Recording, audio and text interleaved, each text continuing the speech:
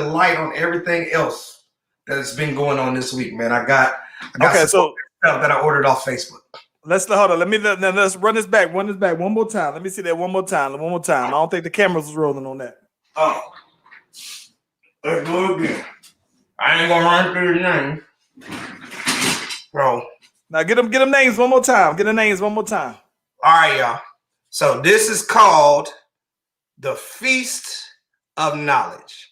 Start with Marcus Garvey, Tupac, and I'm assuming that's Dred Scott. Anybody step in and tell me, and I'll tell y'all who Dred Scott is. I'm pretty sure that's him. Muhammad Ali, Malcolm X, Huey P. Newton, the Dr. Martin Luther King, Uncle Barry, Barack Obama, my uncle, great uncle, the Dick Gregory, Nelson Mandela, W.E.B. Du Bois, Frederick Douglass, okay, and Thurgood Marshall. I say again, when it comes to American history, you can't go wrong with one of them brothers. You hear me? Okay. So let me ask you this though: we start every episode off on Fridays, man, with the best thing. Is that the best thing you've seen all week? That's the best thing I've seen all week because everything else has damn near been trash. Trash, that kind of week. Trash has been that kind of week. Now listen, I just saw you. Now listen, I don't want to put all your business out here. Hey, go ahead, man. I'm a public figure when I'm okay. You're a public figure now. I just saw you fresh on the plane, drunk from St. Joe's. That sound like you had a good time. So it was just a couple days ago. Now you mean to tell me was that bad? I went home to handle some family business, and when I went home, my daddy decided to be my daddy because he's getting old. And some medical issues came up. So I had to beat him up and put him in the hospital. So my dad just got home from the hospital because he's hard-headed. And a lot of people actually have been inboxing me. And I haven't got the clearance to speak on my father's. But he's home, everybody, and he's doing good. He's cool, though. He's cool. Yeah. So that was actually last week because I got back Monday. So, give honor to God for reaching down and touching my big-headed daddy. And bringing him on back. But no, my painting, is the best thing. I came home to my painting. Bro, let me tell you the best thing I think I've seen this week, bro. So a lot of things, of course. So, but one of the things that stood out to me the most was I was watching Undisputed. Skip and Shannon, right? Okay. Shannon Sharp says something that probably was one of the most enlightening things about something that I'm sure you may have heard in the past, right? You ever heard when it comes to like race and people might say, hey, I don't see color. I got black friends, right? It's usually when somebody white says, I got black friends. Right. So they're talking about Brett Favre, right? And Brett Favre had a comment that he said to probably some news outlet where he was basically saying that, he thinks that a lot of the political things that players were doing took away from football and took away from some fans and, wanted to watch football. He said that, hey, I had a couple of people who basically said they didn't watch football this past season because it was so political. So he was like, I just think that the players should kind of take the politics out and just keep football because that's the outlet that people have away from the politics, right? So this is Brett Favre. He is from Mississippi, right? One of the last states to renounce anything on their state flag that had to do with the Confederacy and everything, right?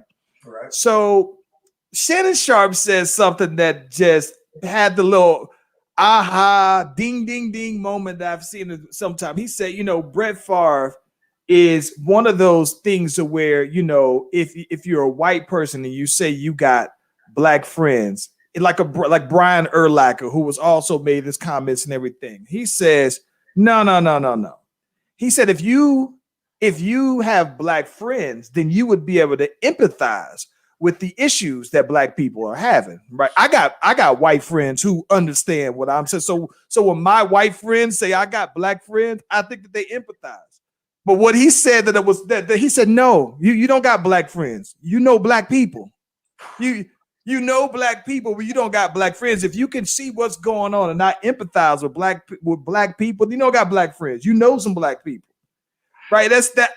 Listen, I almost walked away from the whole thing. I was like, oh man, because think about it, in your lifetime. I know that you know some white people who say, hey, I got black friends. It may be people they work with. I work with a couple black guys, but when he said no, you know black people.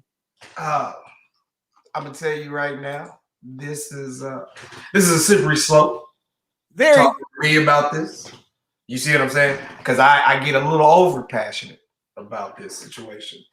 But as we get to talking about the topics we have tonight, I'm going to bring in some lively stuff that's been happening with me. And just last night, man, happened to be for the past 2 nights, I've been at my cigar bar. B&G Cigar Bar. If you guys are in the Dayton area, go down there and check them guys out. You see how I do them plugs like that? I get paid for this shit, guys. I see that.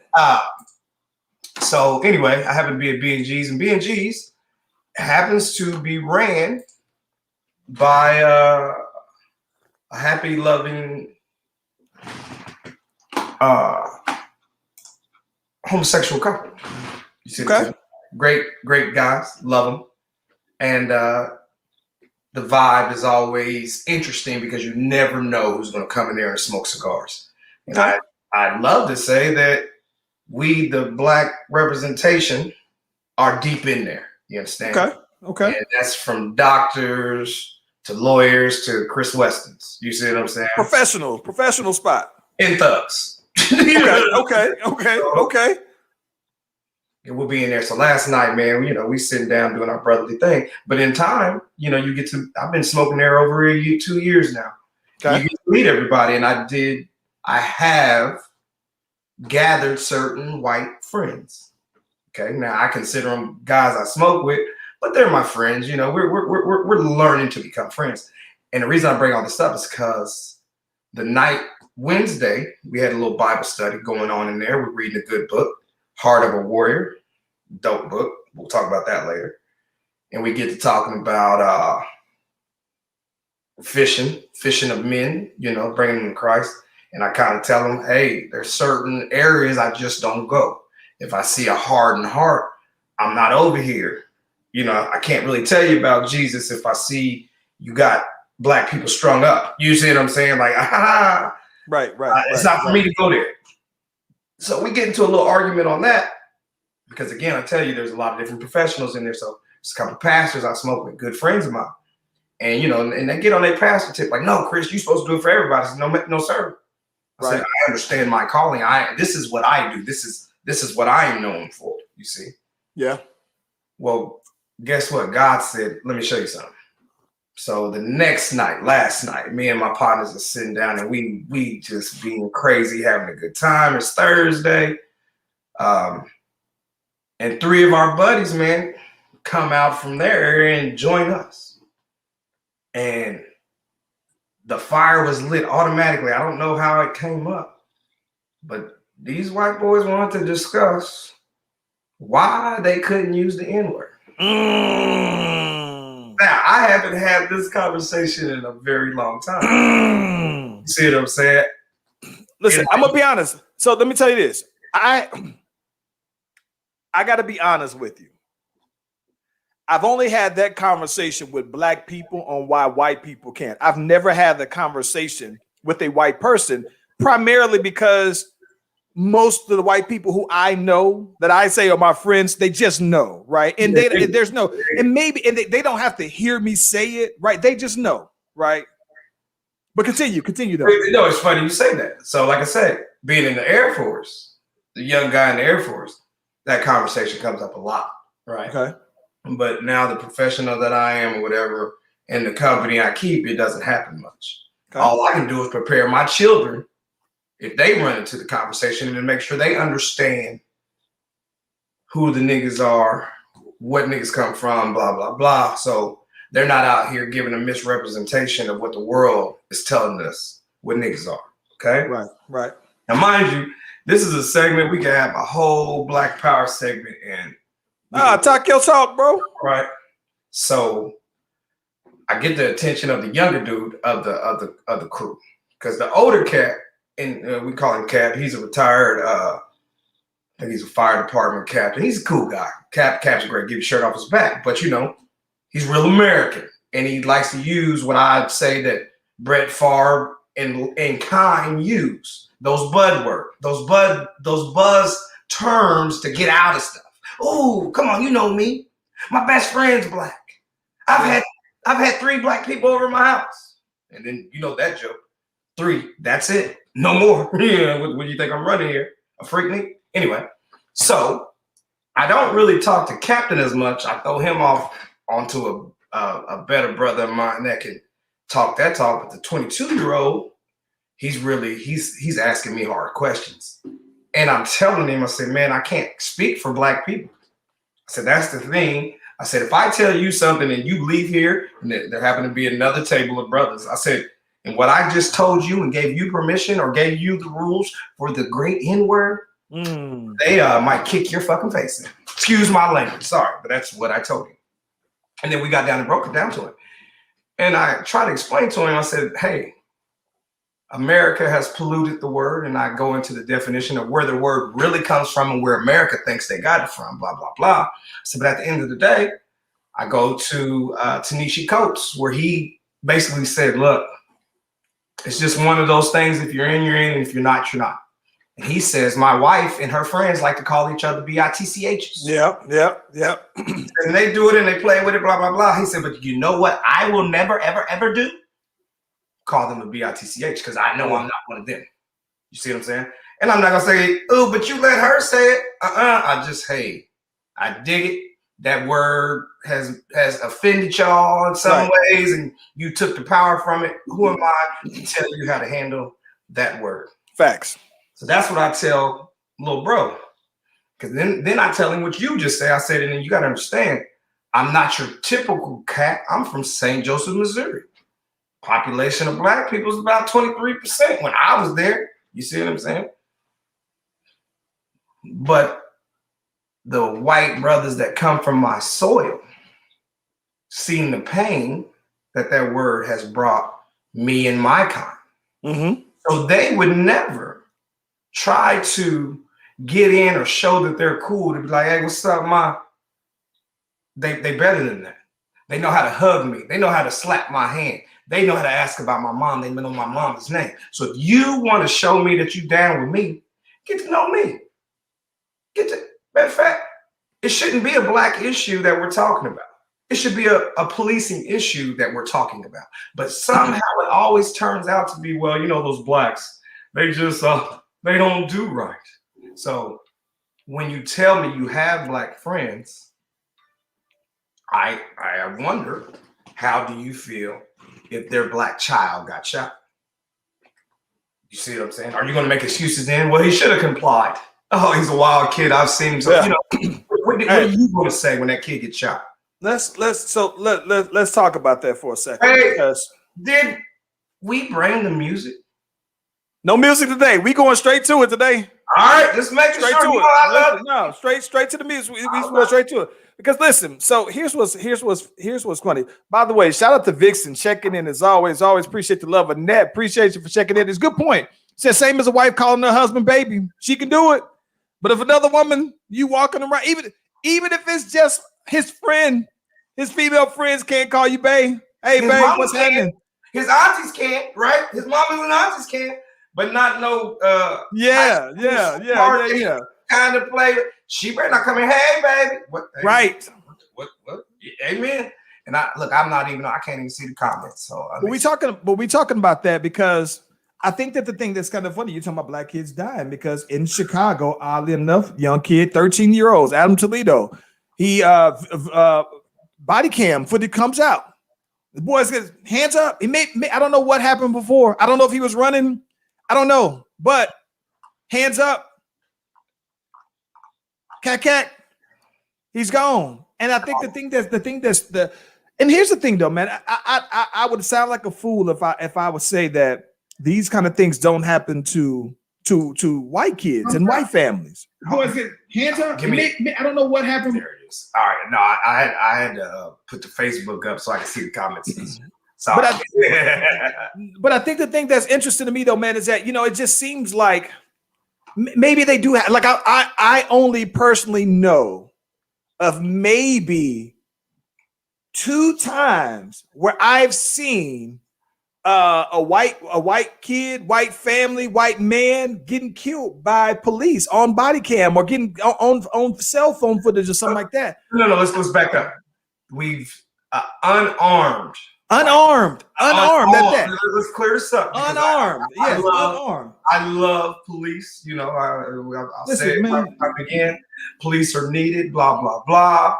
But I've never seen. Listen, I've seen there was this video. If you know, you know. But there was this incident out in Arizona where it seemed like this guy and his girl was in a hotel in a hallway, and the police officer seems like he is dying to shoot this dude. He's looking like he is dying to shoot, and this dude is complying with everything that he's saying that he's doing or whatever. And I'm not gonna say he made one wrong move, but it wasn't exactly what the officer said. And he had given his. I don't even think this dude did anything wrong, but whatever it was, he was like, "Dog, I'm surrendering whatever it is. Just whatever you can come handcuff, whatever you want, you got it." And it wasn't enough. And I think that dude actually got off, and he shot this guy in front of his girl, like girl right next to him, though, bro. That to me, there is one other scenario that I know of in California where they killed the homeless guy who was bipolar or whatever. They killed this dude. And listen, I felt as terrible as I would if I saw a brother that was doing it. Oh, come on, because this is the police. They paid to take care of us, serve and protect. And whenever I do have to have this conversation, like I say at my job, this conversation doesn't happen much because I'm that one. I'm ready for all the smoke. Come see me, right? We can talk this all day. So, and it always comes down to what would you say if it was your son? If the cop used excessive force or was extra aggressive with your son, would it matter then? Would you then say, my son should have listened. My son should have complied. He should have been willing. Put your face down in the concrete. Or a incense on my mirror because my tags is expired. I thought we was in a pandemic. So here we are. I think the thing that gets me the most, man, is that like I understand, bro. Like the thing that I understand is that I understand that to some degree that cops, you know, have some level of immunity, right, to those kind of things. But at the same time, you hold cops to a higher standard, right? That's the problem the problem that I have is that these kind of things just can't happen accidentally, or these things can't happen because you felt like your life was threatened. Because in these scenarios, these are unarmed guys. So if you felt like your life was threatened, listen, I don't know if you saw this, man, but I saw this, like, man, listen, I saw this on Instagram, and shout out to my boy Courtney, who sent this on over to me as well. A couple of people that I want to shout out who sent me this though, man, but it was disgusting. So first off, my boy Courtney sent it on over, and then Mama got it. Ashanti from this girl I went to high school with. Ashanti sent this on over to me because listen, this is crazy. Whole different scenario. This white guy, he's getting pulled over. I think this had to happen recently. The white guy getting pulled over. I think it was also on Shade Room. 2 cops go pull him on over. He had a dog as well. The police had the police dog, right? So the guy is not getting out of the car. He had a weapon in the car with him, right? And they're telling this guy to get out of the car. And he is just like, no, I'm not getting up out of this car, right? And he's like, y'all are violating my constitutional rights. You know, he's sitting here and he has a gun and tells the police officer, you got your gun drawn at me, so I got my gun ready for that, right? So this guy says, oh, the other police officer says, oh, he got a gun. I should put these dogs on you right now. Get out of the car before I shoot you, right? The dude is like, no. So they had the door open. He didn't close the door. One police officer is practically begging this dude to get out of the car. He's like, we can talk this out. We can figure something out. Just get out of the car. And he's like, no. And I don't know what happened in the end, but I think the thing that it's telling, and I'm not necessarily saying that that's representative of all interactions with police officers, but they can tell a difference. They do have contrition when it applies. And I just don't understand how you would feel more, how officers in general would feel more threatened to an unarmed black kid, unarmed black man, than you would to somebody who you know has a weapon, right? So it's mind blowing to me though, man. And I hate that. I'd hate to sound like this only happens to us, but it seems to happen to us way more frequently. And other minorities. And other minorities. And poor people. You see what I'm saying? Because believe me, I know a lot of melanin lacking people that come from where I come from, and they get treated the same way because there is no accountability for how you treat the lesser. Now, the only difference with us being black, they can't tell if you're pulling over a CEO or not. And America, thus far, has already gave them a green light. Yeah, if you kill one of them, yeah, we'll walk through it. And it might cost us some money, but it ain't that big a deal. You know what I mean? It ain't that big a deal. We got to keep them in their place. It goes back to the true founding of this country. You see what I'm saying? And there's a lot of things that need to be changed this time. So what's going on in Minnesota right now? That trial is really going to test. I'm keeping an eye on it. I'm not hopeful. I don't know what's going to happen because regardless of how much everybody sees this evidence, I'm still not going to be surprised if that man walks away. Listen, Kristaps, I'm gonna be honest with you, bro. I'm less optimistic than you. I fully expect for him to get off. Right. I know that when they said in the case that it was a possibility, like the lawyer was presenting that George Floyd could have died from carbon monoxide poison from the vehicle next to him, not from the chokehold. So like, when you put that out there, and mind you, now everybody watched this happen, right? So it wasn't like we didn't see it. Like, you mean to tell me that you want me to believe that my eyes saw them choke this man out, and what you want me to believe is that he died from the tailpipes? Like that didn't have anything to do with it? Right? You know what pees me off about that said situation? If I was a criminal and I broke into your house and you had a heart attack from me breaking into your house, they still charging me with murder. Do you understand what I'm saying? Yes. So, Mr. Officer, you had him down there by the tailpipe. You see what I'm saying? Because again, you're supposed to be serving and protecting. Facts. Regardless what's going on. So if he dies in your custody, you're still supposed to take that, because any other place I would. Let me tell you what's crazy about this, about both incidents that happened with George Floyd and also with the cat Deontay, I think it was Wright that got. Yeah. The thing that's terrible about both of those, right? But the fact that they happened is one thing. But Ace and I were talking on Tuesday right after this happened, and the thing that we were talking about is where do you how do you address this, right? When you say how do you make this better, and we were thinking, like, naturally it starts with the process, the screening process. How do you become an officer, right? What is that? People always say, oh, do the officers need to be retrained or do this, that, and the other? Bruh, the thing that's the saddest to me about this, when it comes to addressing that, this man, not the kids, when George Floyd died, right? The cop who killed him was the training officer. The other officers there, they were rookies. When this kid got shot, the lady who shot him, she was the training officer. 26 years. 26 years. The other officer or another officer there that was there were rookies. They were being trained. And so my thing is, right, is that when you're let's just say hypothetically, if they didn't have body cams or if this wasn't captured, then what they were just trained on how to, diffuse that situation is by lethal force, right? And so that's one of those things that where when you say, oh, it's ingrained into how you just do business or being a cop, this is how you just do things. That's the stuff that's the scary part about it, because it's like, yeah, this kid's 20. He's never going to get his life back. But then now somebody's been trained that this is how you handle that. So the next time, and then there's another time, and then there's another time. It's like Brett Favre. I don't see color.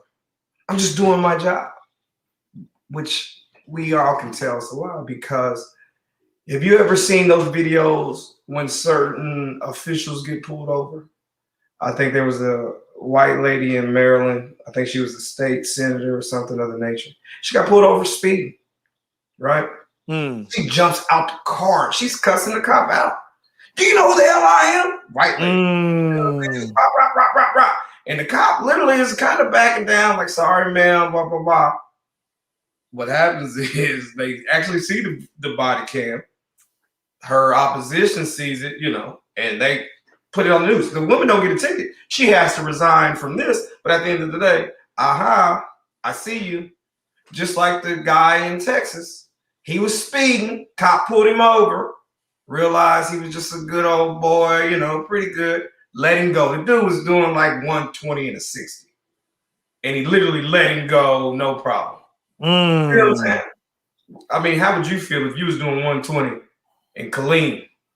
What's happening to you, bro? You see what I'm saying? Hey, listen, you saw what happened to Offset. Offset tried to say, do you know who I am? That don't and the work. Police officer say, you know what? You know what that reminds me of, bro? That reminds me of if you ever listen to there's a Pastor Troy album where he has a skit where he's talking about a time that he went down to Miami for Memorial Weekend. Memorial Weekend Miami is lit, especially 15, 20 years ago. Hey, bro, right? I went once or twice and I died. I died twice. Listen, I felt terrible, but let me tell you, I don't want to say everybody else's names who were here with me.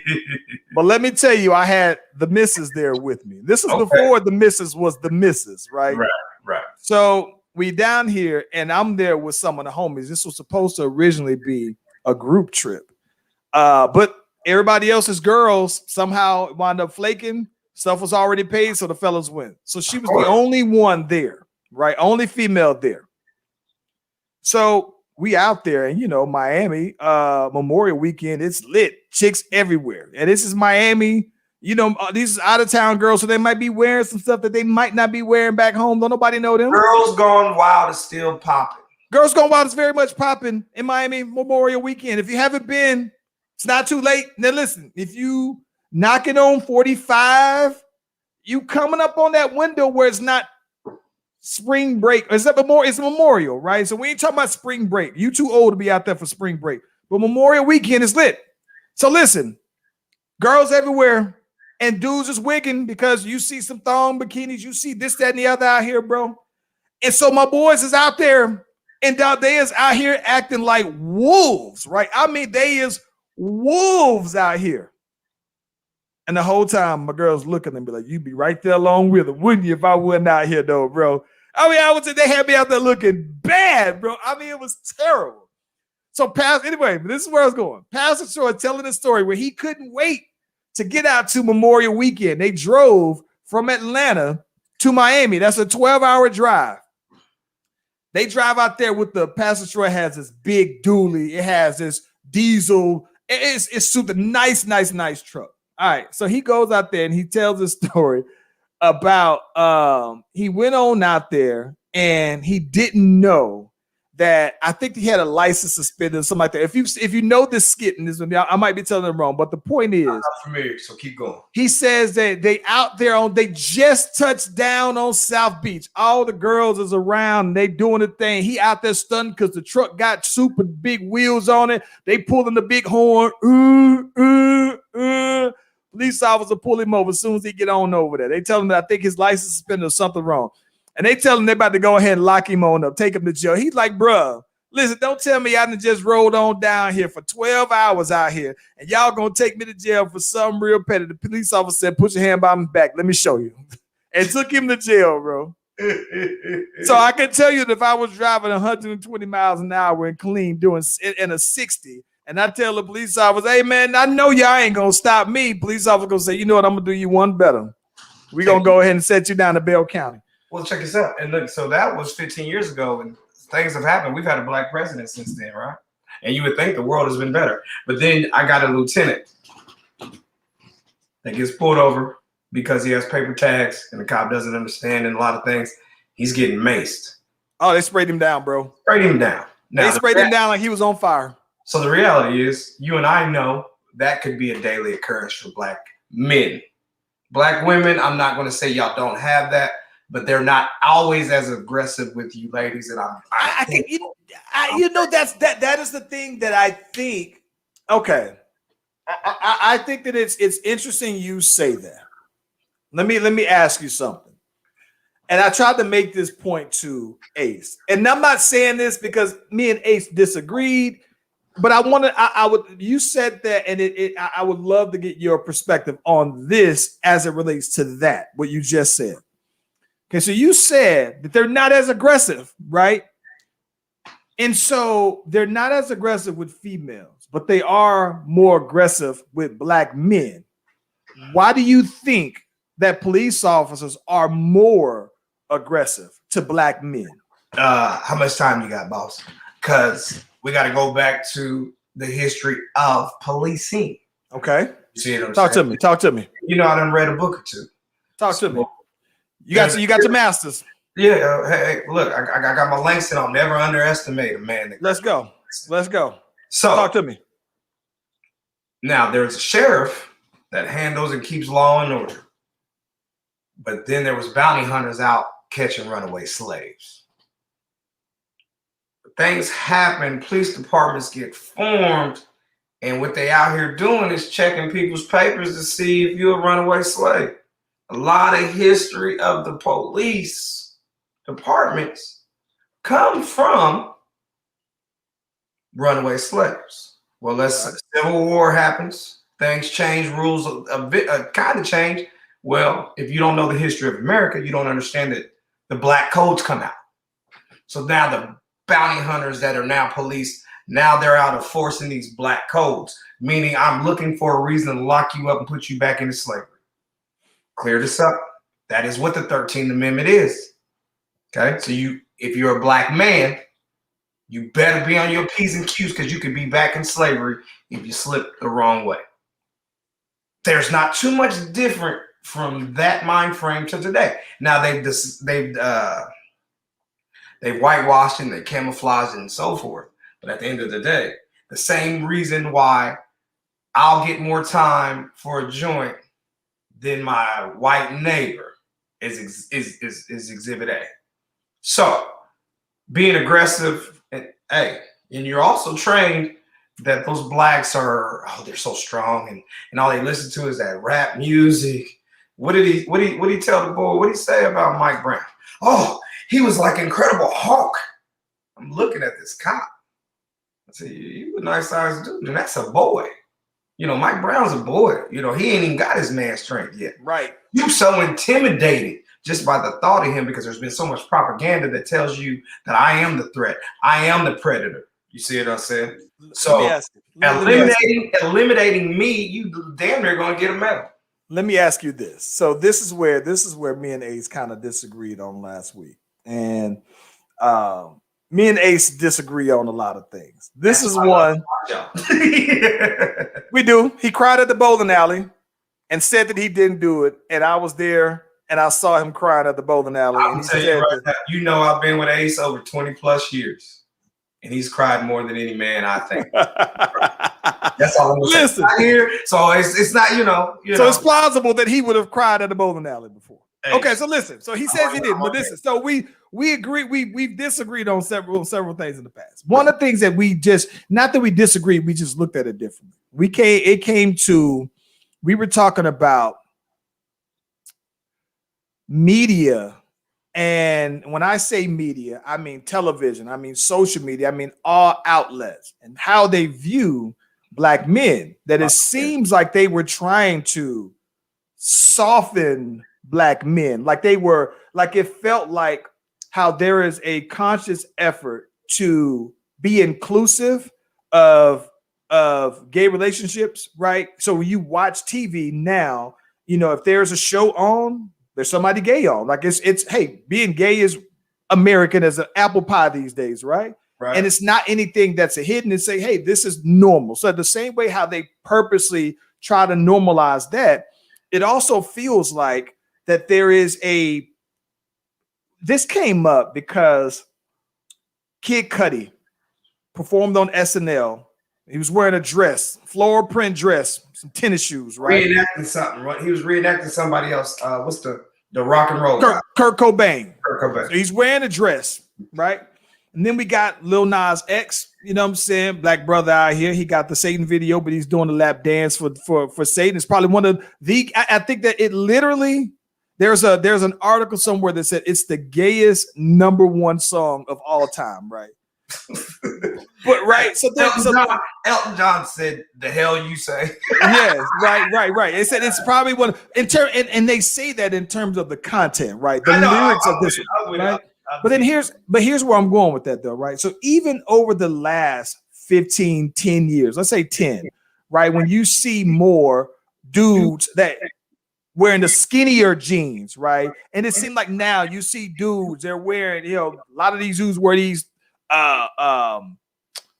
high-end, fashionable man purses, right? And so there's these things that they seem like they try to do that's as feminine as possible, and then they go just that the edge of that envelope to where it's like, all right, well, it's not all the way something that females do, but it's like, so I look at that and I think that, bro, it seems like there maybe it's just me, but there seems like there's this conscious effort to feminize black men in particular, normalize this and soften black men. And I was like, bro, but when you said that police officers are aggressive to black men, then I thought that it's a toughness thing, right? Is it that you, like you said, Mike Brown, he was tough. He was a pretty strong kid. The perception of this black man, like that's something that they're trying to break down. And it felt like that though, bro. So there's so many things that we could dive in what you just said. We'll go like this. When it comes to black men, we're super strong. When it comes to black women, if she's 12 years old and you're messing with her, well, they're made for this. You see what I'm saying? They love to take the human away from us. As far as you and Ahmad's comment about society trying to feminize black men, I laugh. The reason I say that is because I've watched history and I see fashion and how things have been. And I think back to one of the craziest shows I used to watch as a child, Designing Women. Did you ever watch Designing Women? Yes. There was one black man on that show. He's one of the leading black men that were on TV at the time. And when he first came in, they made him a very flamboyant kind of guy.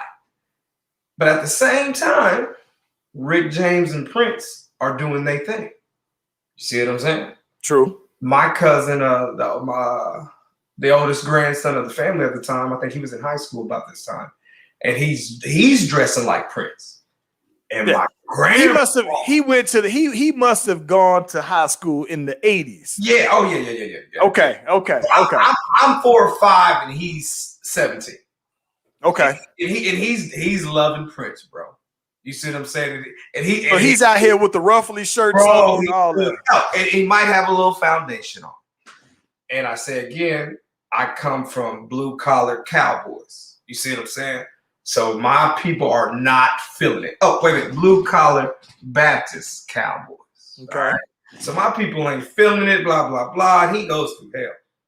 Well, he grows up and he becomes a Marine. And now he's in Wichita, Kansas. And he's, I don't know exactly his title right now. And let me know if you see this video later. I apologize.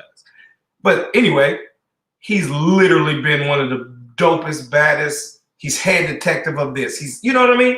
Yeah. Man's man when it comes to what America says a man is. My cousin Lemuel fits it. But when he was 16 to 18, 19 years old, he went with the current fashion. You see what I'm saying? Yeah. And fashion goes in phases.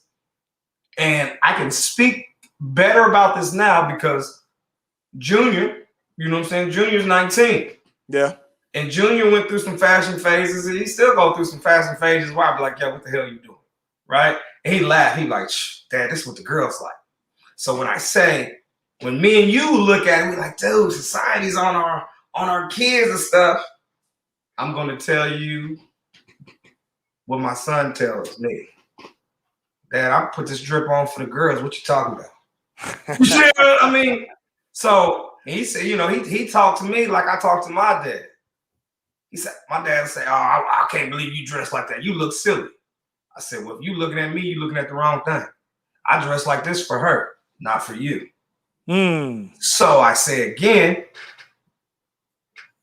if the boys is dressing more like girls, I ask, are they getting the girls? Because trends are a mother joker. I'm assuming, bro. You gotta be. If you are comfortable with having a doper purse than a girl, you gotta be getting the girls. You gotta be. Well, and I seen it. And I watched it happen when I was working for the Thunder. When I started watching these cats come in with these LV bags. And I had, you know, why the hell would a man wear Louis Vuitton? Why would you spend that money? Now I understand you get the, you know, the shirts and stuff, but you spending this bag. You got a backpack.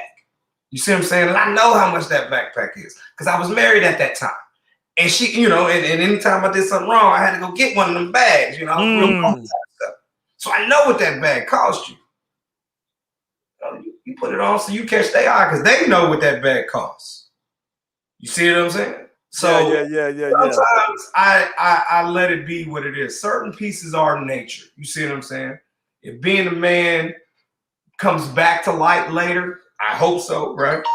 But masculinity is under attack. You see what I'm saying? Man. Let me ask you this. Hold on 1 sec. Let me load the clip. Listen, man. Field show, pack show. Let me bring in the homie. Lone Branch Mark, aka Mark knows everybody. Hold on. Let me get the homie on over here. Bring him in. What's going on, fellas? What's going on? Standing ovation. Hey, man. Ovation. Y'all hear me okay? Yeah. You good. Now, is that a strip pole behind you there? What you doing? Yes, sir, it is. Blue light special in the house. You know what I'm talking about? The nurse, bro. The nurse. Hey, I got to tell you right off the cuff, that's probably the longest title we've ever seen on the show. I appreciate it. By far the longest title. we're gonna have to call Guinness's up then. See man, what they could do. Longest title. Oh, I got a question for y'all. Because this tripped me out. So yesterday, the day before, I'm casually strolling through my social medias. I see out in Columbia, South Carolina, military guy, right? Looking like he's a sergeant of some sort. Jonathan. Lieutenant. He was a lieutenant. No, different story. This is a different story. This dude, it's a white story. This dude, listen, he to me had the aura of a cop. I'm not gonna say a fighter, but a cop or an army officer of some sort, drill sergeant. He is a sergeant in the army, Jonathan Pendleton or something like that. I see this man harassing this young black kid. Oh, listen, man. I see this dude harassing this young black kid who was casually walking through the neighborhood. And he's basically telling this kid, I don't know you in my neighborhood, so you need to get up out of here. Now, mind you, I don't know if this guy knows everybody in his neighborhood, but he said, no, this is my neighborhood. You're kind, basically ain't welcome here. And this dude is like not trying to justify himself to this dude. He's walking past his house. And the wild part about this, though, to me, is that apparently this guy's wife is the one who's recording this video because she was the one who called the police, right? She feels justified. She feels justified. She thinks she's in the right. Now, the thing that now, Chris, I remember like a couple of months ago, Ace and I were telling you about a Bill Burr monologue where he was basically saying that white women have stood by the side of white men doing all of these atrocities forever in American history. There's always been this stuff done in front of white women. And so I laughed because I immediately thought about that, because here it is. She's taping this thinking like I am getting proof, visual evidence for us, thinking that this is this is privilege here, right? This is. I mean, it even happens in TV shows. Watch Tyler Perry TV shows. They do it all the time. You still in my thunder. You still he and that's why I love the nurse. See, you only need one of us on at a time because we talk to me. I mean, that's my guy. That's my guy right there. That's my guy. Right. So with Mark, I don't know if Mark's referring to this TV show, but I just got through watching, and now I'm gonna touch the show. We're gonna come back to it. I just got through watching Amazon Prime show Them. And I haven't watched it yet. It's on my list. I don't mind spoilers, so feel me. Well, no, I'm not going to spoil it. I'm just telling you. No, I'm cool. Tell me whatever. I'm always accused of spoiling everything, so I don't mind. Everything you just said about that white woman standing next to her white husband, this show gives you another spin on it to the point she damn near encourages it. Because I saw the preview. Her that he's protecting. See what I'm saying? You got to remember when what's the first Oscar award winning movie where it's the Ku Klux Klan is the hero because they killed the runaway slave that's raping white women? Birth of a Nation. Birth of a Nation. You got to understand that's one of the first movies America's ever loved, and it ends with the death of a black man at the hands of the Ku Klux Klan. Nothing has really changed. And I say again, when I read the story in South Carolina, all I hear is Trayvon Martin again. You got to understand, when Trayvon Martin happens, it makes me grow up to another level. You see what I'm saying? A switch goes on in my head because, like us, I'm fathers of Trayvon Martin. I have a few Trayvon Martins in my house. So, now, the good part about this story in South Carolina, Sergeant Jonathan Penland, he happens to work for a man that works for a man that works for a man that works for Brigadier General, black guy from South Carolina. The Brigadier General that he is in command of happens to be from South Carolina and understands slavery and racism and being mistreated in the South very well. So when it all comes to light and they're trying to put it under the rug, full exposure. Oh no, that is not becoming of a soldier of the United States Army. We will have none of that. Persecute him with the hardest strength of the law. And if you don't, I will. Don't worry about it. So you handle it on your side or I'll handle it on my side, however you want to do it. You got to be careful because now America is changing, even though there's some people really can't see it yet, and then they want to cry. I'm just doing what things are changing. Let me tell you what I love about this whole thing. Within hours, this went viral, right? Within hours, this went viral, and within hours, about 200 black folks are standing outside this man's house and all on this lawn. Like, come on up out of here. You wanted that smoke with somebody black, and we out here.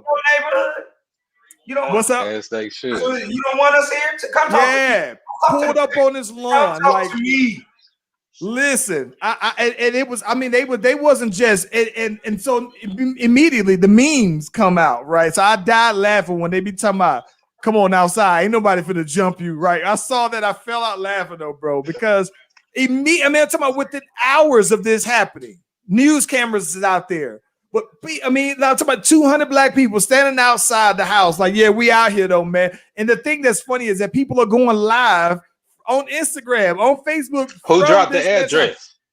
Who dropped the address, Charles? Somebody did. Somebody dropped the address. Like, y'all come on out here. We out here. and people just started coming up and coming up and coming up. But everybody was dropping an address though, bro. And I think that it started out with one person pulling on up, then one person turned to 20 people, then 20 people turned to 50. It wasn't organized. That's what I love about it. It wasn't organized. Organized. Listen, you could have had some people who were somewhat from an organized and orderly background who prevented it from getting crazy, right? I'm pretty sure that was out there. Somebody had to been there to be like, listen, let's just make sure we don't go overboard with this, but they gonna know out. So you talking about the meme that says if come outside, nobody's gonna jump you as a person? Yes. So all those that's the actual house in the meme. That's the actual house.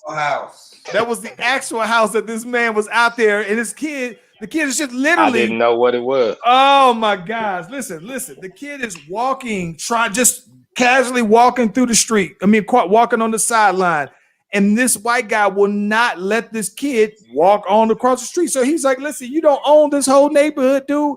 I'm gonna go ahead and keep on going." So this dude is like not trying to stop this dude from walking on the sidewalk in this neighborhood, though, man. And this is the crazy part about it. Like they did Ahmaud Arbery, pretty much. Listen. Very similar. Very similar. I don't feel you belong here. Listen, the thing that was interesting is that this kid, this is a grown man. He had to be 40, right? You know, he's in military. He's in pretty decent shape. This kid couldn't be. He can't be 18. I don't know his age. He can't be 18. I want to say they gave him 15, but don't quote me on it. Yeah, he looked like he could be no more than a $150. My research department done went out. She's drinking. Oh man, my research department going out to grab something to eat. Yeah, but listen, man, I was disgusted by it because you know this is we were just talking about that, right? Military. So I would expect that somebody in the military to know better because of the people who you serve with, because of the people who you just at the end of the day, you like you said, if I'm in that foxhole, this person got my back. So that means that it doesn't matter what their color is, right? So I just my expectations for someone in the military, despite what background they come from, that by the time you touch down in that Uncle Sam world, that you would have known and been exposed to different from what you've been raised to. That's what my assumption. Hey, I need a small timeout, gentlemen. I'll be right back. But listen, I didn't go all the way to the Air Force. I stopped and before going to basic training. So maybe I just didn't get the full experience to know what the real I don't know, Mark. You were former military. Well, like you always say, man. We grew up in Killeen, Fort Hood, man. We were exposed to a little bit of everything, so you know our mind doesn't really think like that. I went all the way into the Air Force. And I would 100% assume even the people that I didn't get along with would have been down with me if something popped up. Right. This is the thing. Know. I think it's crazy to me though, man, because we bring that up often because all the time. My experience, like I said, I can't help but think like when we think about just Killeen, right? So I don't remember, you know what I'm saying? Like I don't remember there being like a hating Asian kind of thing, right? Like that to me was something that I'm like that was a thing. Like I never knew that existed. I don't remember. I don't remember being from Killeen, right? And you think about that though, man. Like when we were in Killeen, right? Think about this though, Mark. When we were in Killeen, did you ever assume that somebody who you lived in Long Branch lived better than you? Right? We were all about the same though, right? Like we from the same hood. So pretty much all the same. Yeah, all the same. So like if you was from Marlboro, like I just assumed like, hey, you well, I don't know how much your folks make, but we living in the same hood though, man. Y'all say your mama's saving up for the new Mario 3, just like my mama's saving up for the new Mario 3. Yeah, Mario, man. You know, we got similar struggles. Listen, bro. I just always so when that happens though, things that are military related, my expectations are just so different for someone who was in the military, just because I just assumed that you were exposed so that you should know better. So I'll say this: there is, and then say, and the Air Force comes out and they literally just drop a standard coming down. that hey, there are a lot, like there's a lot of diversity going on in the Air Force right now, military in general. There's a lot of diversity change going on, but guess what? The commander of the Air Force right now just happens to be black, and the chief master sergeant of the Air Force right now happens to be black. So a lot of things is really happening at this time. Everything happens for a reason. But I'll say this: no, there are racists in the military. There's racists in the military right now. However, their tolerance level, once you get in, they start to have to question some of the values that they were put in from their mothers that were actually the ones that made the phone call to begin with. You got to remember that those people have children. You see what I'm saying? So when their son goes or their daughter goes, there's certain values that got put in their head, and they never met a Charles Venus. So now they join the service and they meet Charles Venus, and they kind of perplexed, like, yo, when Daddy and Mommy was talking about black people, I don't think they knew that Charles Venus exists. So I remember there was a comedy skit. It was a Klan meeting, right? I don't remember where I was watching this, but it was funny as shit. Excuse my language. Klan meeting. They said, "Hey, we're gonna kill all the blacks. It's time. We're gonna do it." And they said, "Yeah, we're gonna kill them. We're gonna kill them." And one guy raised his hand. He said, "When we kill all the blacks, can we spare Will Smith?" And then he gives his reason on why he wants to spare Will Smith. Everybody agreed. And the dude that was leading it said, "Okay, we're gonna kill all the black people, but Will Smith." And then another guy raised his hand. "Well, we're gonna spare some people. There's a little guy named Johnny at the grocery store. He bags groceries, and he always compliments me on my t-shirts, man. Don't nobody ever say nothing. I take time to pick my t-shirts. And John goes out of his way to make sure he tells me I have on a cool t-shirt. Can we spare John?" Make a long story short, before the end of the Klan meeting, they have a whole list of black people that when they're going to kill them all, they want to spare these ones, because at the end of the day, they're just like me. And this hatred that you're putting on me, I don't even understand. Because now that I'm out here and I heard what my grandmama said and I know the rules and blah, blah, blah, but now I'm out here living life. And I met a Charles Venus. Charles Venus was cool as hell. Charles Venus helped me better than my buddy that I've been with my whole life, or the dude I joined the army with, the white cat, man. He tried to sleep with my wife. Charles Venus would never do. Wait. So now these racists are going through certain things, and I tell you, the military in the right situation with the right leadership can mold minds, make better soldiers or what have you. So, there's John Smith. I seen it happen with my own eye.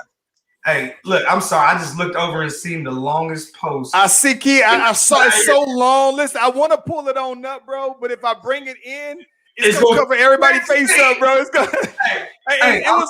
She got some layers in there too, bro. I'll tell you this. After I fit, I'm basically done on my point. All I'm saying is, I'm not surprised that there are sergeants in the military that when they take their uniform off and they get back to their domain, and when you watch the show, them, we're gonna call it East Compton, because that's what the show Them is. It's the first black family moving into East Compton. Let me see how long this comment is. Let me see if it covers the whole thing. I say that. Read it, bro. Read it out. Read it.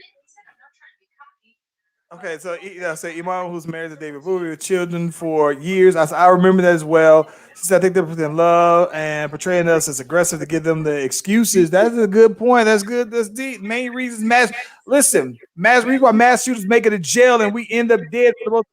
Listen, mass shootings. Did you know? Listen, they had another shooting out in Indiana, in Indianapolis. So you text me this morning. I didn't know it. Listen.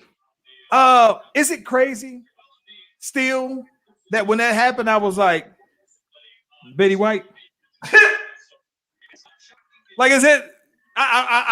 When I associate what I didn't know though, I saw on CNN that there's been 45 mass shootings in the United States in just barely 4 months.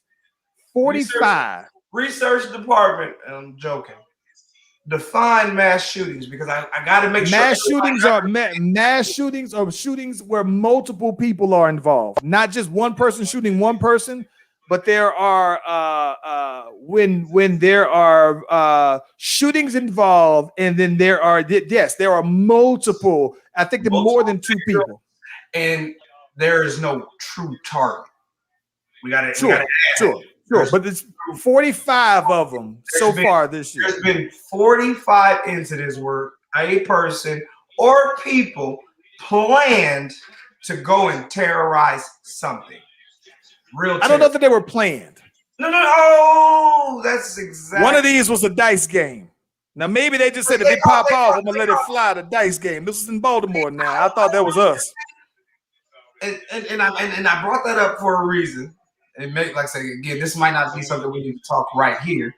But when it comes to mass shootings, so in the dice game, and I start shooting everybody because I lost my money, you try to rob me, that's different. That means there was a reason for it. That's really a crime. Most mass shootings that I can think of is when we think about the child shooting, the school shootings, the grocery store shootings, things like that. Meaning you don't even have an idea who you gonna shoot.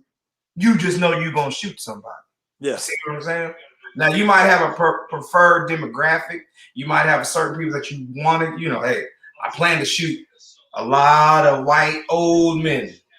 But when you go there, there's not too many white old men. But you know what? I got a drum of 250 of these things, so I'm gonna let them ring out. That's mass shootings in my book, right? Regardless, there's been 45. And the month of April hasn't even ended yet. We just started the second quarter of the year. Now listen, I don't know, and this is unfortunate, but I think Chicago can clear that by themselves usually.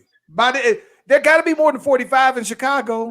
No, because the definition of mass shootings. Because what goes on in Chicago is usually gang-related, drug-related. There's a crime. There's something that goes to it. We'll go to Chicago and you'll be fine. Now, you might get hit by a stray bullet if you're in the wrong area, whatever. Listen, I've gone to Chicago. Listen, you're not going to Kroger, you're not going to Walmart, and you're not going to worry about somebody shooting you in Chicago because that's not where shootings happen. I agree because I've gone to Chicago several times and I've never felt. And there's been some times where I've been in the spot that it seems like by the time I was there, that it was a hood area that was on the cusp of being gentrified. I mean, they were just getting started with this gentrification. And so we stayed there. And even when we were in a hood spot, never felt threatened though, bro. Talking to peoples, they knew we was from out of town. Never for not a single time that I feel like I was in this war zone. That's all that you see about in Chicago. Not one time. And all the times I've been in Chicago. And let's clear this up. Chicago has been doing that for a very long time. This is my God. Yes. And stuff. I really feel certain people put a light on Chicago because, hey, we're not the only ones that are killing people. Don't forget they're killing themselves too. Sure. They want to run to Chicago. And the reality is Chicago has been going through that since the 90s. And that's neither here nor there. But I'm just saying, but now they put a light on Chicago. You see what I'm saying? So mass shootings to me. So for all the bad guy fans that want to see bad guy more on Slash Brothers, I live in Dayton, Ohio. Dayton, Ohio had a mass shooting last year. Dayton, Ohio had a mass shooting in the Oregon district. The Oregon district is the bar district downtown, blah, blah, blah. And everybody was worried about their favorite bad guy, and they're calling and checking in. And I'm kind of giggling. I said, hey, I know that spot. I frequented well. Actually, at the time, Sonny goes there. She was out. That was a younger spot. They on Friday and Saturday nights. I think it happened on Friday. And one of my old school partners, man, one of my angels came on a post I made, and he literally laughed. He said, Chris, I know for a fact you would have made it out of that situation because of your awareness. I say that to say mass shootings didn't care that I'm good at getting out of gunfights because it's a mass shooting, meaning he's shooting anybody. If I'm moving the wrong way or he just happens to see me, he's going to aim for me. And that's a mass shooting because he has no target. Chicago, most of the time, they're shooting at someone. Yeah. I'm shooting at someone. And the thing that's the scary. Listen, the scary thing about Chicago, though, is while I've never felt threatened when I visited there because I'm there and I'm doing tourist kind of stuff, though, right? But I think the thing that is just interesting to me is that how you getting hit with one of them things is always an option out there, though, bro. Like if there is an issue, it's never not an issue. Like that can happen. So that's the part. Even for the people who I know that are from Chicago, it's just like, oh, if we get into this heated disagreement, that's always an option. There's always an out in certain situations, unless you came into somebody the great Boondock saved. It's a NIG moment. You know what I mean? Every once, you got to make sure you can get out of that moment. So I say this to say, I go to some of the hoodest cities in the world. That's where most of my family be it Memphis, Tennessee, Chicago, Atlanta, DC, Gary, Indiana, St. Joseph, Missouri. Things pop off, and I'm aware of the situation. I can tell when the heat is rising. You see what I'm saying? When the heat is rising. So even if I'm in a club and it's getting up, if you buck, what? Nut, if you buck, represent your clique, right? And it's really turning on like, oh, boy, we might tear the club. But I'm paying attention. As long as most people in here is from the same part of the town, we're going to hack the food. We might break a table or two, but everybody's going to be okay. But if I know there's different factions in here, you see what I'm saying? And before you know it, they throwing signs at each other. Yeah, I'm going to start making my way to the exit. That's the older you, though, right? No, the younger you is listen. The younger you is getting carried out by security like this. Oh, you dirty! Oh, I'm about to cuss you out. Oh, hey, how young are you? Look, are you considered young when you're 30? Because that was my 30th birthday. 30 is when you're no longer considered young, bro. That happened when I was 30, and you know what? You was 29 in some minutes. It got to be 35, bro. It got to be 35, man. Hey, bro, 35. I think my last time was about 32 in Club Illusions in Austin, Texas. hey, man, hey. I was hanging with your boy Jay Wedge, Charles. Yeah. Jay Wedge cleared the whole dance floor out. I'm putting it on for everybody to see, and we're gonna change subjects after I say this. I'm shooting you in your pinky toe. You had to bring that up. Man, no, bro. Listen, you know what's funny to me, man, is that I think the closest this was funny. I've been to some spots out here in Atlanta. I think the only time the closest I've ever gotten to a scuffle was never actually in a club. It's like I went to a spot before and I was there with some people and they told me that this was their go-to spot. They knew the owners and everything like that. So they get into a fight and I don't know who they know and who they don't know. So it's like, I don't know who. I don't want to dive off on one of your homeboys since you know everybody up here like this. I was like, nah, but 30 though. 30 is when you ain't young no more. Read between the lines. I'm gonna shoot you. I do see it. Listen, new subject, man. Mark, my dude walked up out of the spot like this. Hey. Read between the lines. Read between the lines. You hear me? That's before the dreads. Or else they done pulled your hair, Chris. I had just got out the military. I'm a federal employee. I'm 30 years old, man. I literally have a whole party bus. And then what makes it so bad is when we walk in the club, there's probably 20 to 30 people. I bring 35 people with me and get dragged out the club. But we're not gonna talk about that. Chief, I'm shooting you in your pinky. Now. I'm switching. So this is how I switch the subject. So Chris, every time you see me do this on the pod, that means I'm switching the subject. I'm gonna shoot you in your pinky. Hey, I almost forgot about that situation.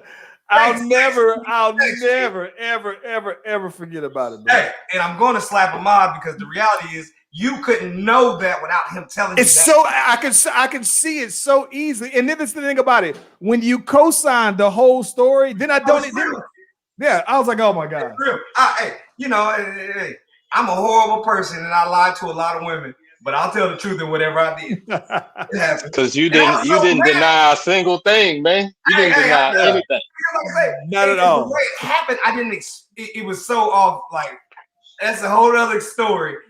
But the way, like the dude that did it, I seen him later, and he was like, "Man, the manager told me no, because I wanted him because it wasn't even a. Never mind, new subject, man. I'm not talking about this. Listen, man. Change the subject. Pinky toes mine. Listen. So I think that probably earlier this month, if not later, but earlier than that. So there was this thing that said J-Lo and A-Rod, they were officially calling it quits, man. And this was after they were engaged. So listen, okay, let me ask y'all this though, bro.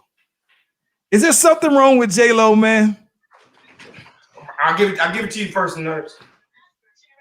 I mean, nobody stays, man. I mean, for every bad, you know what they always say, somebody see her stuff. What do you think is up with J-Lo? What do you believe her thing is? Like she said, she tried to. The last thing that they did is that there was this rumor that she tried to have this prenup in there that says that if he was found cheating, that he would have to pay $100 million of a clause in that he'd have to pay her $100 million if he cheated on her. But what are you doing that all of these guys may find the need to cheat? Yes, did you listen? So that is my point, though, right? Did you see Hustler? My turn. Yeah, I seen Hustler three times. Did you see the body on Hustler? So I'm saying, yes, I did. my thing is that she still got it. Yes, she still got the body. So my turn. What is it? Tell me. My turn. Talk to me. I'm going to be the opposite one in this group this time, and the reality is, the real bad guy, Boney, he's with y'all. But Chris Weston, you see what I'm saying? If I put my real name up here, Christopher Weston understands J-Lo. Meaning, I have amassed a nice fortune and a nice lifestyle for myself. And I'm out here dating, right? And I done been married once or twice. I see what I like, blah, blah, blah, and what I don't like, blah, blah, blah.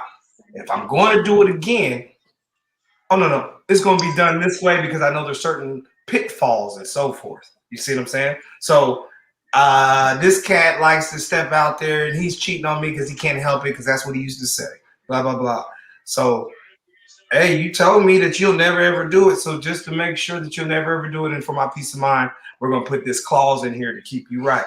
All I'm saying is if you know your worth, and you got a body, meaning as soon as A-Rod leaves, you know your inbox is about to blow up. Dude, J-Lo's a hot commodity. The only reason you would leave something is if you know you could get it again. Marvin Gaye, one of my favorite people in the world, used to spend $4 million a year. He was quoted in Rolling Stones magazine. They said, Marvin, you're crazy the way you spend money. You really need help. Marvin Gaye laughed. He said, I'm going to tell you something. I spend money like it's nothing because there's no doubt in my mind that I won't make it again. I think that's what J-Lo is trying to tell these jokers. Hey, Rod, have you seen the list? That, you know what I'm saying? You know what it did to get you here. I get that. I get that. But here's my thing. What does that say, though? That, yeah, you've seen the list. But what does that list mean if don't nobody seem to really want it for very long? Wait, but she's leaving them. They're not leaving her. Okay, like, but this is what I think. But I get them. Okay, them leaving her or her leaving them is more of a technicality because if they sliding out on her, right, then they're technically in this situation. It was a pre. I get that. I get that. But what I'm saying though, right, is that is J-Lo to us? Or is it that A-Rod's like, Doc, I've had better and I can get better? Is it Diddy? Is Diddy like?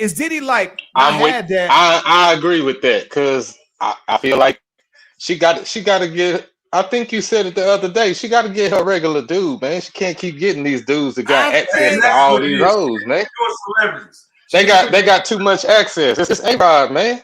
But if we gonna Although talk about although if it's me, although if it's me and I just joined the Minnesota Timberwolves, I might shake her off so I ain't got to share no money, or so I ain't got to lose her to Cat or D'Angelo.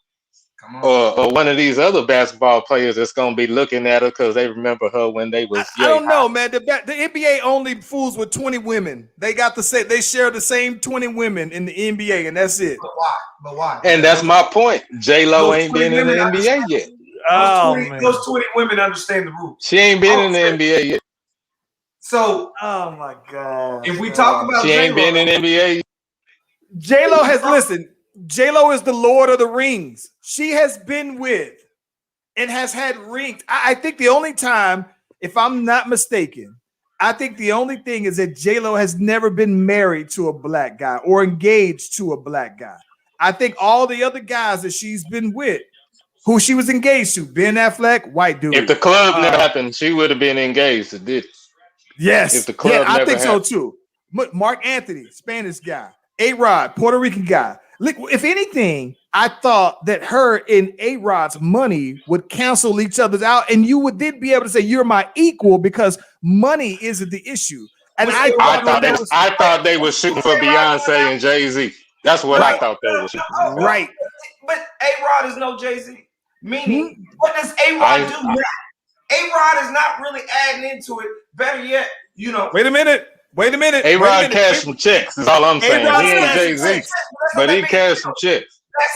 That's not a big deal to a woman that makes money. If I'm a man that is known for getting women and understanding that, hey, I make this money, and that's how you're gonna put up with my BS because I got money. You can't say that to a woman that got money.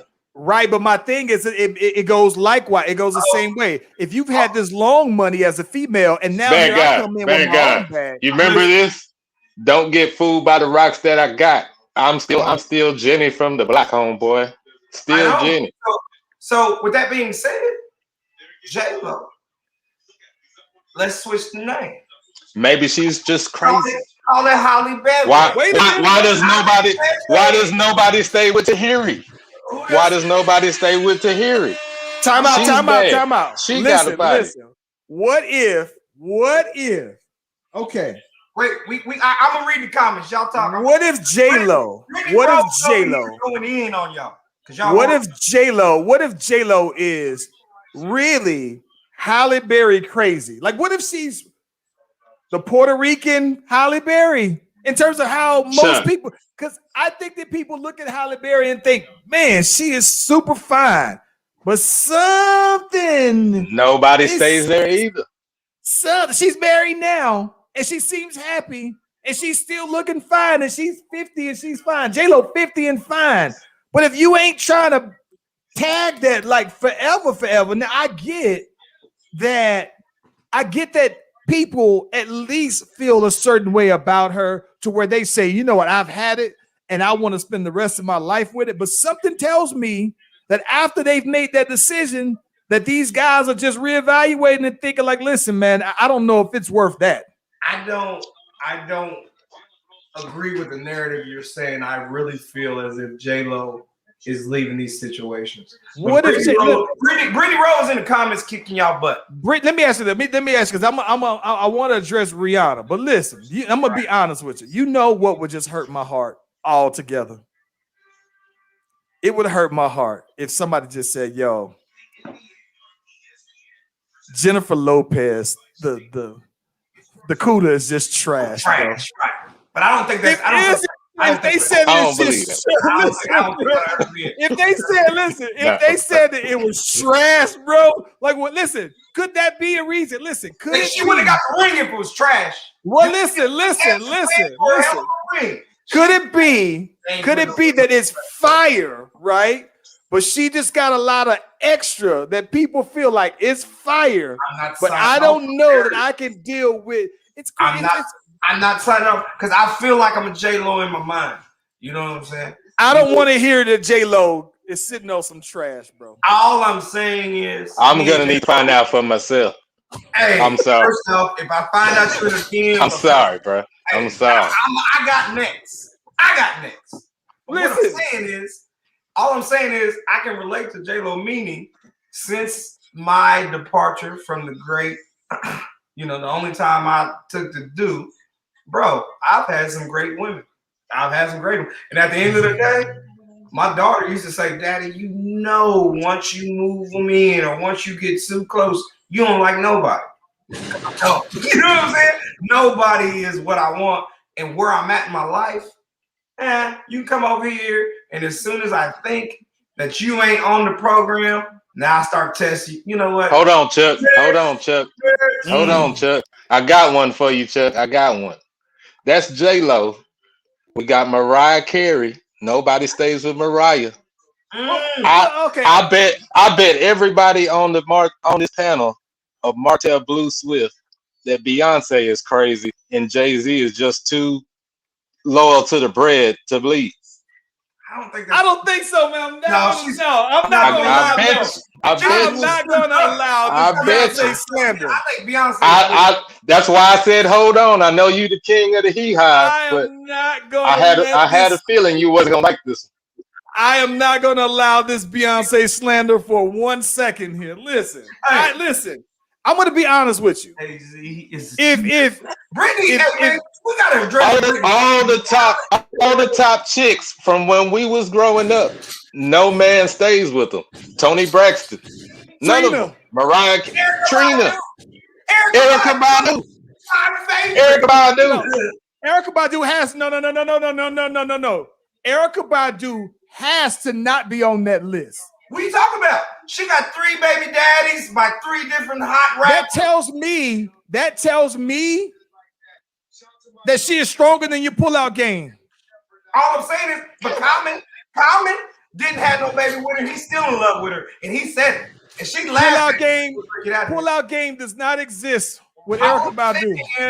3,000 won't even date anymore after that. Brittany is in these comments, bro. She's blowing it down. She said, "What about Chris Brown? What about Let me tell you this. Come on, Brittany. Okay, so listen. Brittany brought up Rihanna. Brittany brought up Rihanna, and I won't put Rihanna in this category because I look at Rihanna like she is truly a bachelorette. I don't think that it is a goal of Rihanna to be married. No. I think that she just seems to like to date. Now, for the men, call me back. We might be going out tomorrow. For the men that she listed, it's different because of the double standard, and this is where these kind of things don't apply. Can you post that so I can see it? Can you post it so I can see it? Hey, you got to look. So if you're in StreamYard, hit comments. Look on comments, and you'll be able to see it on there. Listen, because you name it. This is the reason why men don't particularly count, because she put NBA YoungBoy, and the NBA YoungBoy ain't 25 years old, and this boy got about 10 kids out here, and these chicks. So my thing is that if you were, and he got different baby mamas, like 10 baby mamas. And I don't know his business, but my thing is that if you sign up for that, then you got to know after 6, 7, 8, 9. What? See, you are literally contradicting yourself, because at the end of the day, it is a contradiction. A-Rod knew Jennifer Lopez's history. It ain't ever been hidden. A-Rod, listen, A-Rod did what A-Rod did what Nick Cannon did. Nick Cannon said Mariah Carey was his dream girl, and the first chance he got to wife her, he did. But there's a picture. Nick and Mariah were not equally yoked. Listen. There's a picture. Mariah money, bro. There is a picture with A-Rod playing for the Yankees that he has with Mark Anthony and J-Lo in the picture, like they took it together. Listen, man, it is very much. I think that's a credit to J-Lo, bro. I think the narrative you're giving, it tells me that she is. He made a woman hating club. Listen, I'm not gonna. It does tell me that she got to be sitting on something fire. If this man waited out her marriage, basically waited that thing out, and then jumped on it the first chance he got, it tells me that she got to be sitting on something. He knows her pedigree, and guess what? She knows it too. So she's accountable and say, "Hey, if you want to play with me, you want to come over here." But listen, J-Lo has been with some fairly regulars. Like she was with a dude, Chris Judd, who was a backup dancer. She was with another dude, Casper, who was a regular guy. First off, I'm waiting on her to text me back. We might be going to eat tomorrow. Hey, time out. You missed the episode, but we put it out there to the research department to contact J-Lo's people. We got you down as a top 5 bachelor that we know who we think she needs to get with. You are on the list. Well, see, look. So for all the bad guy fans, I gotta say this. I only date women that like women, so that's probably where me and J-Lo ain't gonna get it. You see what I'm saying? I'm just gonna put it out there. Listen, you never know. You never know. And listen, you never know. You never know. She's 50. She might got. She got time. Hey, and she's lived a life. She's lived a life. She got time. And what did Big Brother Jamie Foxx say? He said, "Oh, she's J-Lo," but I remember when he was, "Hey, listen." I think that but it would hurt. Listen about Beyonce. The same with J-Lo. It would hurt my heart so bad if they came out and Jay said, "Bro, it was just garbage." No, it is just trash, bro. You know what? Ask Slim Thugger. You gotta remember, before Jay, she was with Slim. I don't know that she was with Slim like that, bro. No, because Slim was too ratchet and it didn't fit her brand because she knew her worth. And listen. You know, it would hurt my heart also. That was LaToya Luckett, though. That was LaToya Luckett that I thought. Hey, I thought her and Slim were just cool. Y'all the Texas delegation. Listen, that was multiple times. That was multiple times. Hey, all I'm gonna say is y'all the Texas delegation. I'll let y'all. Mark knows everybody. Let me ask you, who would you, if you found out that they were sitting on some hot garbage and it would hurt your heart to find this out? Who would it just crush your soul to find out that you ain't even got to finish the sentence? You ain't even got to finish the sentence with all she's done since she's hit the screens. I would say the Texas treasure, who's supposed to be protected at all times. She's talked too much. She said too much. She's popped it and dropped it too many times for me. She's got me in trouble looking at TV screens like the one behind me when this door opens. I'm gonna keep it 1,000 with you, bro. Hey, that's one of them. She's probably number 1 on my list. Hey, wait, stop. Brittany, we're not gonna bring up Jill Scott. You better not bring up Jill Scott. You better not bring up Jill Scott in here. You better watch your mouth, Brittany. But listen, remove from this Megan Thee Stallion, the Texas treasure, who should be protected at all times. You can't be talking like this and popping like this and then be trash. You cannot. Listen. I got in my feelings. I got shot because hers is so good. I got in my feelings because I saw Tory Lanez put a sub out there that says she doing all of this and can't take none. I was like, boy, I almost started to file a lawsuit on behalf of her camp when I saw that he was implying that, though, bro. I mean, she's probably trying to make the man feel good, man. You know, a lot of these girls are a little dramatic, and you know, a lot of them put on and you'll never know about.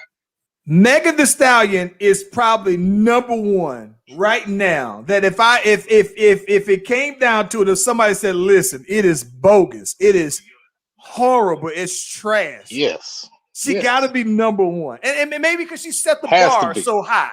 That's it. Who else comes on that list? Shout out to my brother Chad. Listen, shout out to my brother Chad Mack. Now, listen, that was real. Janet Rihanna. Jackson. Oh, Rihanna be 2 on my list. But Janet Jackson's real. That literally made my chest hurt when you said Rihanna, bro. Bree still talks about how much he wants her back. Listen, I Jermaine, think I turned into Ace in the bowling alley if Rihanna was. boy, listen. Jermaine Dupri still has a tattoo of Janet Jackson on his ribs. He got a Virgin Mary tattoo that has it on there. Look, I'm gonna say this. She got mulatto on there. Mulatto.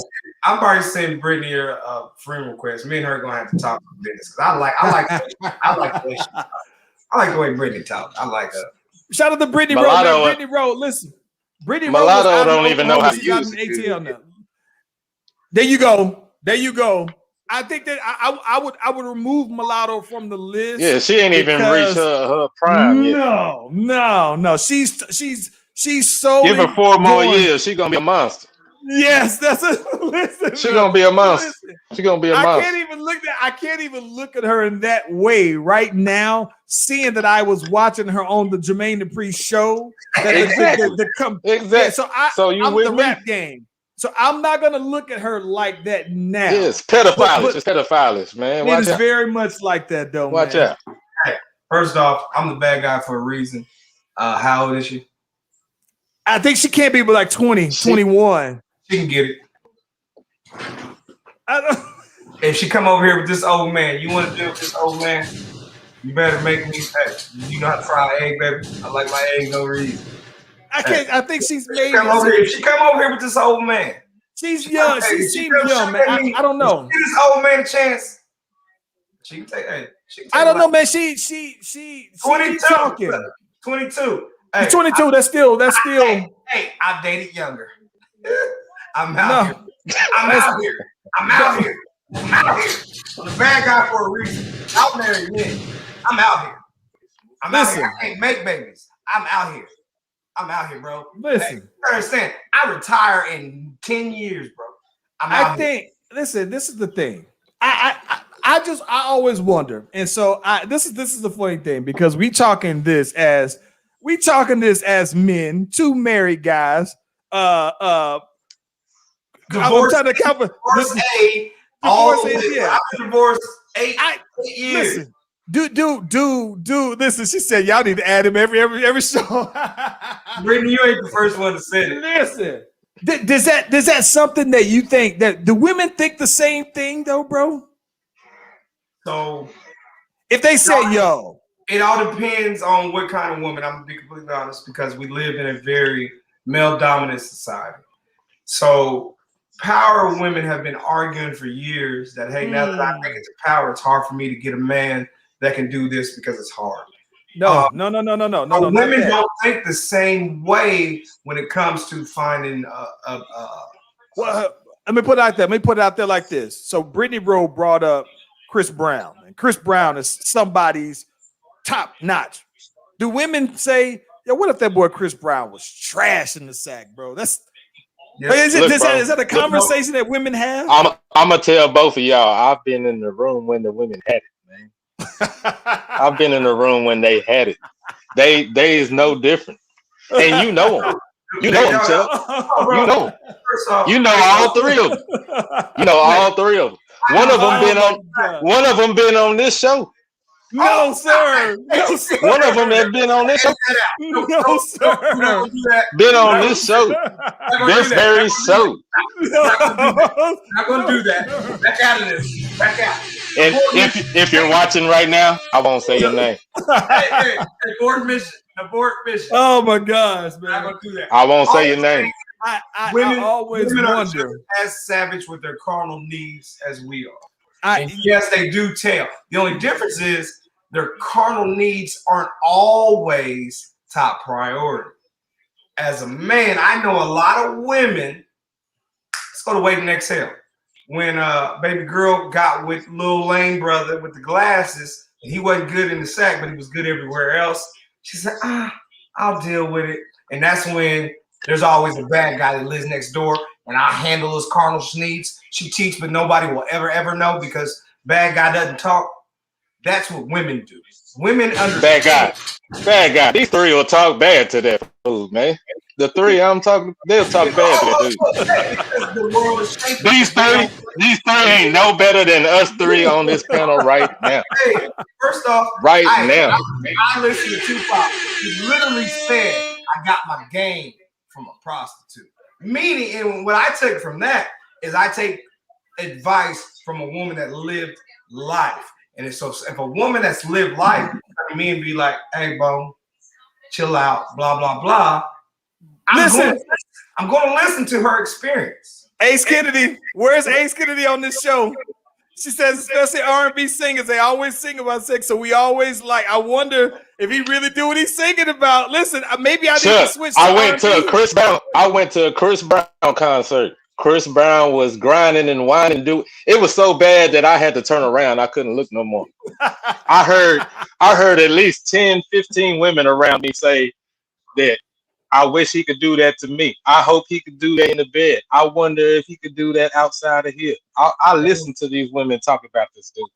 So they ain't no different, bad guy. Quit giving them credit. They're not that different. I didn't mean to. It's 50-50. There's some that will, there's some that won't. Honest, they're just more private with it. We talk louder about it. Most women, yes. Let me agree. You been to Killeen, bad guy? Exactly. You been to Killeen yet, bad guy? Hey, you been to Killeen yet, bad guy? My baby brother's getting stationed. JJ, if you out here, hit us up. JJ. Hit us up, JJ. You want better. See what you gotta understand. This man is letting the clip go. Miss Gamble, holler at us. All male reviews. You see what I'm saying? Crystal Nicole, holler at us. I am a party. That's Renee, holler at us. Jump this down real quick. I love to throw parties. This man is letting the clip go. Before I know how women act. They act. Killeen, Texas, where you at? You know what I'm saying? So I totally agree on what they being too nice in Ohio. Killeen, where you at? Oh man, Killeen. Listen, he been Ohio, Marlboro, Texas. Hey. Long Branch, Texas. Hey. Willow, Texas. Willow 4-1. Please tell this man that y'all are disgusted. He said, I said they was all equal. This man is empty. What is in his cup? What is in his cup? Hey, I'm pouring more. Hey, look. It's that hooch. Look, I done broke out the skull. Peach moonshine. Hold on. Oh my God. I got to break out the skull. That boy let the whole clip go. He let the clip go. I'm upset. I ain't want to do it, Chuck. I ain't want to do it, Chuck, but I couldn't take it no more, man. That boy airing him out. I've heard the worst. He got the bad guy here defending him. That boy airing him out. I'm just kidding. All I'm bad guy. You need to follow me for relationship advice, bro. Hey. Follow me, bro. Listen, Chief. New subject. I don't like. Switch it. That's how them clean girls will have you. Yeah, that's what them clean girls gonna do with you. Change it. Man, listen. Shout out to JJ. Hey, this was fun. I needed this. Hey, next subject. Let's get out of here on this. Red Man, Method Man. Red Man, Method Man coming on up 420. Y'all checking that out? Bro, I've never been more excited since E40 and Too Short. I've never been more excited since E40 and Too Short. You know, Talk to me. What I'm saying is these two brothers work together. They got albums together. You know what I'm saying? And they know each other, so it's going to be a great vibe. It's going to be a great celebration. Do it for the culture. Give it to me. Give it to me. Together. What songs can't you wait for them to play? All I Need, To Cal, was when the monkeys come out. See, I'm a Redman fan. Reggie Noble's dope. See, a lot of people, Reggie Noble didn't want fans. He was just rapping and having a good time making $1. Reggie Noble got some stuff that I think Black America isn't really hip with. I think Reggie Noble got a lot more popular when he was with Method Man, right? You're doing it again, bad guy. You're doing it again. You're protecting the East. You're protecting the East Coasters, man. The only reason we don't know is because we don't mess with the East Coast music like that no more. That's all it is. That's all it is. That's all it is. They started getting super lyrical, and we just couldn't handle it anymore. I need the feel good East Coast music back. That's what I need back. And I'm telling you, Redman is going to show you that he just dropped 80 bars yesterday. Did you hear that? 80 bars. Redman, he could have been from Houston, Texas. Redman, Reggie Noble is the white boy's favorite rapper. Right? I think that. So what I'm looking forward to, there are 5 songs that I can't wait to hear. She's asking questions that do not need to be answered, Brittany. Again, inbox me. We can talk about all.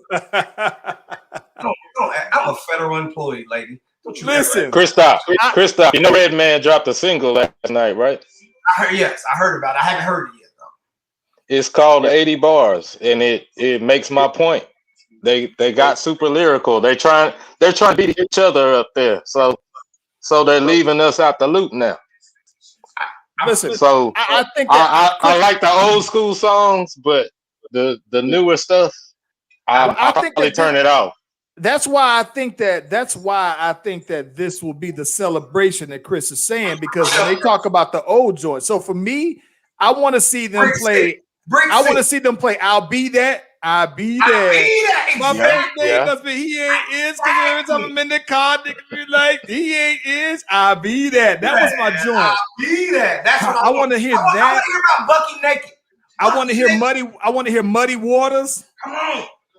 And then I want to hear "You're All I Need." I want to hear Method Man do, and not for Method's verse, but I want to hear Triumph, because Triumph is probably one of my favorite Wu-Tang songs.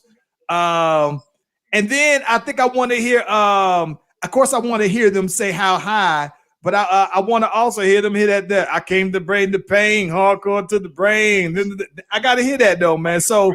Yeah, and I want to hear the Rock Wilder. I want to hear Rock Wilder before, you gotta hear the Rock Wilder. I turn it off. So he said before he turned it off. So it's like maybe 5 or 6 songs. And I don't think so. I agree with you though, Mark, and I think that I think Redman became more popular when he linked up with Meth. So I don't know. Mark is being mean. I don't know though that I don't know if I don't know, because this will be more of a celebration that people are going to be keeping the score. I think it's going to be exactly like Chris Pop said, Too Short and E40 all over again. That's what it should be. Yeah. It's just a celebration. I think it should be fun. Let's remember when we loved rap. I think we're getting our love back for rap, but let's remember when we loved rap. And when Redman and Method Man, you got to remember, and I'm not an East Coast guy at all. I didn't really get into Redman. I didn't get into Method Man until I joined the service. And my first 2 roommates happened to be from New York. So they put some stuff. You know what I mean? And that's when I really got the love for it.